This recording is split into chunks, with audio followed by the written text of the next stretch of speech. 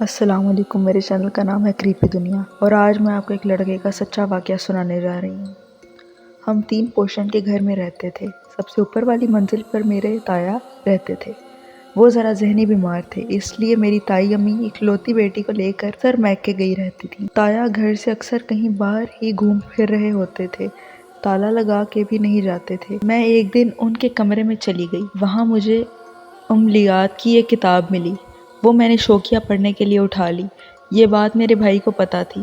میں نے وہ کتاب اسکول بیگ میں رکھ لی تھی۔ مجھے اس کتاب کی سمجھ نہیں آتی تھی، بس یہ معلوم تھا کہ اس کو پڑھنے سے جن سے ملاقات ہو جائے گی۔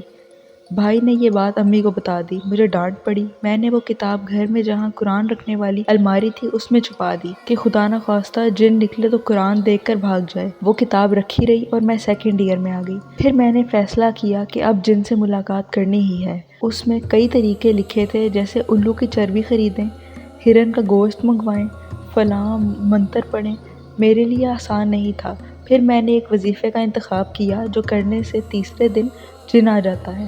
میں نے امی کو کہا کہ جمعے کی چھٹی کر کے پیر کو ہونے والے ٹیسٹ کی تیاری کرنی ہے۔ جھوٹ بولنا پڑا کیونکہ اصل مقصد جن بلانا تھا۔ میں نے جمعے کو وظیفہ کیا رات کو، پھر اگلی رات دوبارہ وظیفہ کیا۔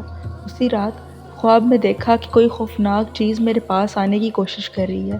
میں نے اس کو روکا پر اس نے ٹراخ کر کے ایک زوردار تھپڑ رسید کیا، جس سے فوراً میری فجر پہ آنکھ کھل گئی۔ میرے پاس کوئی بھی موجود نہیں تھا، لیکن اگلے 2 گھنٹے میرے گال میں درد ہوتا رہا۔ میں بہت خوفزدہ ہو گئی اور دوبارہ میں نے ایسا کچھ نہیں کیا۔ تو دوستو، آج کی کہانی تھوڑی چھوٹی تھی مگر مزیدار تھی۔ اگر آپ کو پسند آئی ہو تو میرے چینل کو لازمی سبسکرائب کیجیے گا۔ اللہ حافظ۔